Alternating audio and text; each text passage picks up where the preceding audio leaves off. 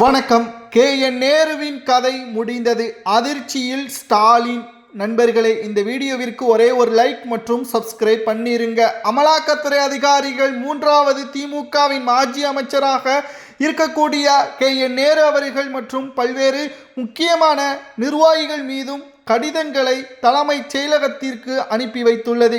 KN Nehru அவர்களை விசாரணை செய்வதற்கும் துரைமுருகனை விசாரணை செய்வதற்கும் அனுமதி தர வேண்டும். தற்பொழுது கிட்டத்தட்ட KN நேரு அவர்கள் MLAவாக இருக்கக்கூடிய காரணத்தினால் அவரை விசாரணை செய்வதற்கு அமலாக்கத்துறை அதிகாரிகளுக்கு தமிழக செயலகம் அனுமதி வழங்க வேண்டும். கடந்த ஆட்சியில்தான் இவர்களை விசாரணை செய்வதற்கு ஸ்டாலின் அவர்களும் உதயநிதியும் தடையாக இருந்தார்கள். மீண்டும் அதுபோல் தவறுகள் நடந்துவிடக் கூடாது.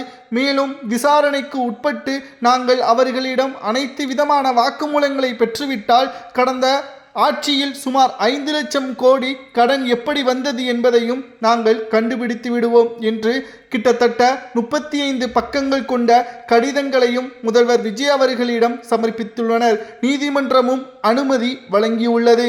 விஜய் அவர்களும் அனுமதி வழங்கியுள்ளதால் KN நேரு அவர்களது வீட்டில் விசாரணையை நடத்த தீவிரமாக அமலாக்கத்துறை அதிகாரிகள் முயற்சிகளை மேற்கொண்டு வருகிறார்கள். டெல்லிக்கு அழைத்து சென்று KN நேரு அவர்களிடம் விசாரணை நடத்தினால் நிச்சயம் வாக்குமூலம் கொடுத்தால் அது ஸ்டாலின் அவர்களுக்கு மிகப்பெரிய ஒரு தலைவலியாகவும் மாஜி அமைச்சர்கள் பலருக்கும் இது சிக்கலை ஏற்படுத்தும். KN நேரு அவர்கள் கொடுக்கின்ற வாக்குமூலத்தின் அடிப்படையில் ஸ்டாலின் அவர்களது பினாமியாக இருக்கக்கூடியவர்கள் யார், ஸ்டாலின் அவர்களது ஆட்சியின் பொழுது செய்த ஊழல்கள் என்ன என்பது ஒவ்வொன்றும் வெட்டு வெளிச்சத்திற்கு வரும். நிச்சயம் KN நேரு அவர்களது கதை இந்த ஒட்டுமொத்த விசாரணையின் மூலமாகவே வெளிவந்துவிடும். திருச்சியின் கோட்டை என்று KN நேரு அவர்கள் ஸ்டாலினை சமாளித்து வந்தார். ஆனால் மிகப்பெரிய ஒரு தோல்வி அடைந்து தற்பொழுது KN நேரு மட்டும்தான் வெற்றியடையக்கூடிய வகையில் அமைந்துவிட்டது. திமுக எதிர்க்கட்சியாக இருந்தாலும் ஸ்டாலின் அவர்களை வெற்றியடைய முடியாமல் விஜய் அவர்களது செய்த பிரச்சாரம் எதிர்க்கட்சி அந்தஸ்தை அவர் இழந்துவிட்டார். MLAவாகவும் ஸ்டாலின் அவர்கள் இணைந்து விட்டார். தேர்தலில் வாக்குகள் அனைத்தும் திமுகவிற்கு எதிராகவே மாறிவிட்டது. தோல்வியில் இருக்கக்கூடிய திமுக இனி ஆட்சி அதிகாரத்திற்கு வரக்கூடாது என்றால் 5 லட்சம் கோடி கடன் எப்படி வந்தது என்பதை வெள்ளேறிக்கையாக விஜய் அவர்கள் வெளியிட்டால் மட்டும்தான் இனி KN நேரு அவர்களும் சேகர்பாபு துரைமுருகன் போன்றவர்கள் செய்த ஊழல்களை மக்கள் மத்தியில் கொண்டு வந்தால் மட்டும்தான் இது தமிழ்நாட்டில் திமுக ஆட்சி அமைக்க முடியாத அளவிற்கு செய்ய முடியும். அமலாக்கத்துறையும் தற்பொழுது கச்சிதமாக முதல்வர் விஜய் அவர்களிடம் கடிதங்களை கொடுத்திருப்பதால் திமுகவிற்கு எதிராக நாங்கள் விசாரணையை நடத்த அனுமதியை வழங்கியுள்ளோம். ஏனென்றால் அவர்களது ஆட்சியின் காலத்தில்தான் தவறுக்கு உறுதுணையாக இருந்தார்கள். எங்களது ஆட்சியில் நாங்கள் தவறுக்கு ஒருபோதும் உறுதுணையாக இருக்க மாட்டோம். எப்போ வேண்டுமானாலும் நீங்கள் உங்களது விசாரணையில் இருக்கக்கூடிய KN நேரு, துரைமுருகன், பொன்முடி, செந்தில் பாலாஜி போன்றவர்களை விசாரணையை நடத்தலாம் என்பதையும் தற்பொழுது தெரிவித்துள்ளனர். தேர்தலில் தோல்வியடைந்த கையோடு தற்பொழுது ஸ்டாலின் அவர்கள் வீட்டிலேயே தான் இருக்கிறார். சட்டமன்றத்திற்கும் அவரால் செல்ல முடியவில்லை. ஏனென்றால் MLA பதவியும் அவர் இழந்துவிட்டார். இந்த நிலையில்தான் KN நேரு அவர்கள் கொடுக்கின்ற வாக்குமூலத்தின் அடிப்படையில் நிச்சயம் ஸ்டாலின் அவர்கள் மிகப்பெரிய ஒரு இக்கட்டான சூழலில் சிக்கிவிடுவார். கூட்டணிகளும் தற்பொழுது திமுகவிற்கு ஆதரவாக இல்லை. காங்கிரஸ், VCK, கம்யூனிஸ்ட், முஸ்லீம் லீக் போன்ற கட்சிகள் அனைத்துமே திமுகவின் பக்கம் விலகிவிட்டது. திமுக தன்னந்தனி மரமாகவே இருக்கிறது. இனி மாநிலங்களவை தேர்தலோ அல்லது உள்ளாட்சி தேர்தலோ திமுக தனித்துதான் போட்டியிடும். இது விஜய் அவர்களுக்கு அடித்த அதிர்ஷ்டமாகவும் இனி ஸ்டாலின் அவர்கள் வயது மூப்பின் காரணமாக அவர் பல்வேறு இடங்களுக்கு சுற்றுப்பயணம் இதற்கு முன்னால் சென்றது போல குடும்பத்துடன் செல்ல வேண்டும். அரசியலில் இனி அவர் வர வேண்டாம்.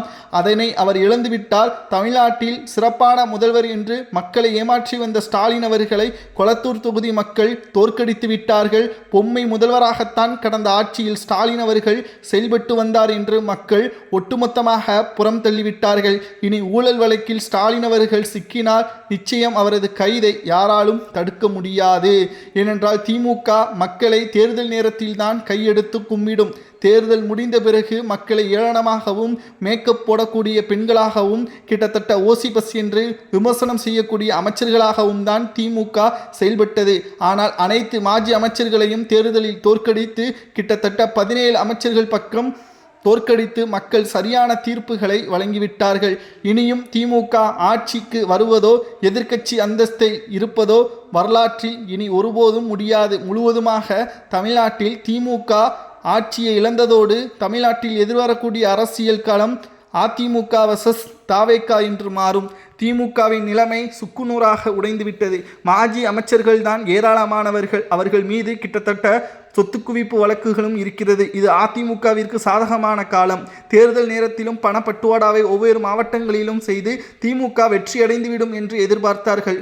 ஆனால் திமுக மிகப்பெரிய ஒரு தோல்வியை தழுவி மக்களது கூட்டம் பணத்தை கொடுத்துதான் கூட்டங்களை வரவழைத்து அந்த பணம் தேர்தல் நேரத்தில் செலவுகள் செய்யப்பட்டு நேரடியாக விஜய்க்கே வாக்குகளை செலுத்திவிட்டார்கள். தற்பொழுது கூட்டணி கட்சிகளும் விஜய்க்கு ஆதரவாக சென்று அமைச்சரவையிலும் இடம்பெற்று விட்டார்கள்.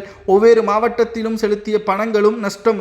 அதே சமயத்தில் மக்கள் எப்படிப்பட்டவர்கள் என்பது இந்த தேர்தலில் சாதி சமய வேறுபாடு இல்லாமல் விஜய் அவர்களது முகத்திற்காக வாக்குகளை செலுத்திவிட்டார்கள். இதுதான் ஸ்டாலின் அவர்களுக்கு கடந்த 10 நாட்களாக உறக்கம் இல்லாமல் கிட்டத்தட்ட மக்களை எப்படி தங்களது பக்கம் கொண்டு வர முடியும் என்று உதயநிதி அவர்களிடம் இனியும் அவமானப்படுத்தும் விதமாக எந்த ஒரு செயல்பாடுகளையும் செய்யாதே மக்களின் நலனுக்காக செயல்படு, அப்பொழுதுதான் திமுக நிலைத்து நிற்கும்.